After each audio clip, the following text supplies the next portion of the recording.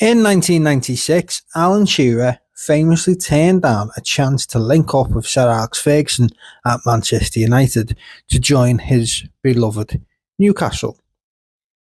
This was for a $15 million fee, which was of course at the time a British record transfer.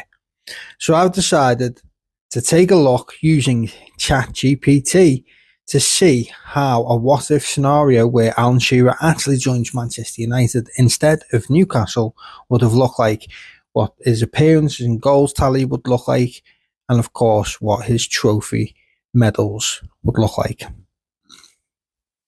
So in the summer of 1996, obviously Alan Shearer joined Newcastle United for $15 million. But in an alternate reality, the one that we're looking at today, he in fact joined Manchester United instead. The fee still remains as $15 million and he signs a 5-year contract. Obviously, the squad context, United already have stars such as Eric Cantona, Ryan Giggs, David Beckham, Paul Scholes, and of course, Roy Keane. So here we look at the fantasy stats, Premier League only, for Alan Shearer if he had have signed to Manchester United. So in that first season of 1996 to 97, he makes 35 appearances, scores 27 goals, 6 assists, and they win the league. In 97-98 season, he makes 34 appearances, scores 24 goals with 5 assists, and they finish in second place. In 98 to 99, he makes 33 appearances, 29 goals, 7 assists, and they win the league. In 1999 to 2000, he makes 32 appearances with 31 goals, registering 6 assists, and of course, they win the league again. In 2000-2001, he makes 30 appearances, 26 goals, 4 assists, and they win the league. And of course, in 2001-2002, he makes 29 appearances, scores 21 goals with 3 assists, and they win the league. So that is 193 appearances for Manchester United with 158 goals and 31 assists. And Shearer becomes the first player in Premier League history to score 30 plus league goals in a season twice, in 1999 and 2000. So the team's success impact obviously of the difference between what happened in real life to obviously in the alternate reality that Alan Shearer joined Manchester United. So in real life, they secured 4 Premier League titles in that time.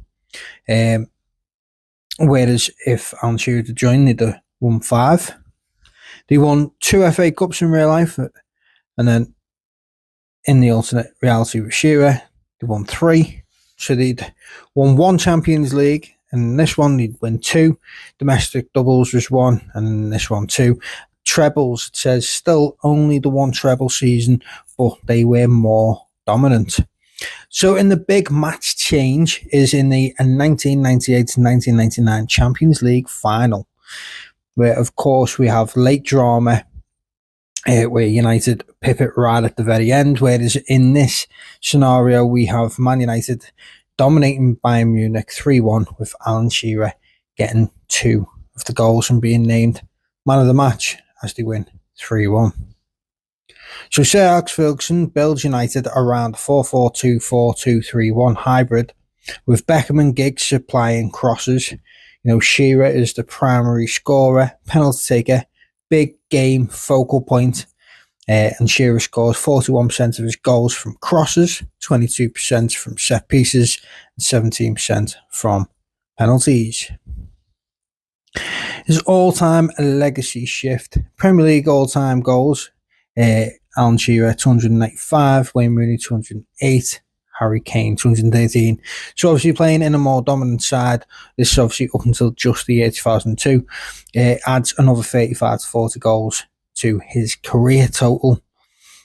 Shearer wins 2 Ballon d'Ors in this time, becoming the greatest pure striker in English football has ever produced, with, of course, this way, the medals back it up. So Man United become even more dominant domestically, even stronger in Europe. Alan Shearer bags more goals, bags a hell of a lot of trophies compared to obviously what he does in real life.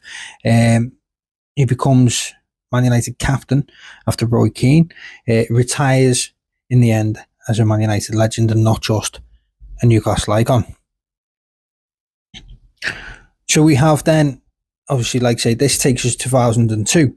So what happens after 2002? So at the age of 31 in 2002, he eventually decides to join Newcastle United.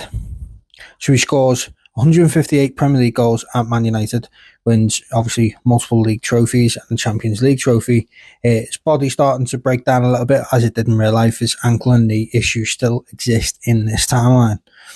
Sir Alex begins transitioning towards that Van Nistelrooy and Wayne Rooney combo that we then see in 2004.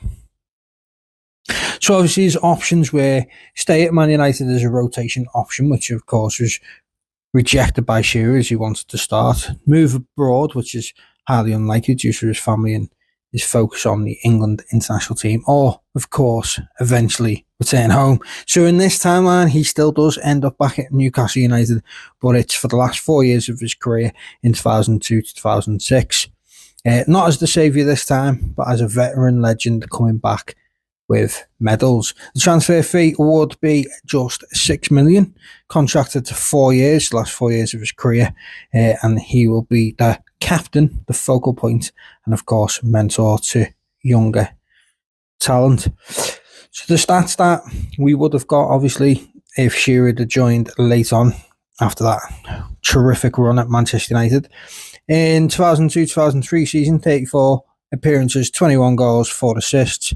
2003-2004, 31 appearances, 18 goals, 3 assists. 2004-2005, 28 appearances, 15 goals, 2 assists.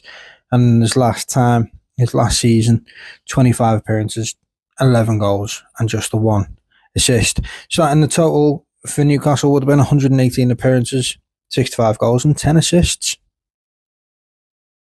Combined career league goals, so in his whole career it would have ended with 112 goals at Blackburn, 158 at Manchester United, just the 83 at Newcastle.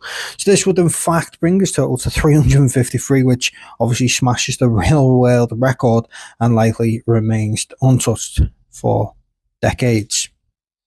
So his league career highlights with Newcastle would see in 2002-2003 Newcastle would finish third, Champions League qualification, and Shearer scores decisive goals against Juventus and Feyenoord. In 2003-2004, they reached the UEFA Cup semi-final. Shearer scores last European goal of his career. Then in 2004-2005, they managed to reach the FA Cup final, but lose narrowly to Arsenal. Shearer scores in the final at the age of 34. And then in 2005-2006, final goal, St James Park versus Sunderland, retires captain, club legend twice over. So there you have it. That would be if Alan Shearer had in fact left Blackburn and joined Manchester United instead of Newcastle United. Obviously later then joined Newcastle, but he'd already won many trophies. He'd have been 5-time Premier League champion. So let me know your thoughts in the comment section below. Do you think Alan Shearer made the right choice in joining Newcastle, or do you think this would have been better for his career? Let me know in the comment section. Also, it'd be fun if you had any other suggestions for any more what if football videos.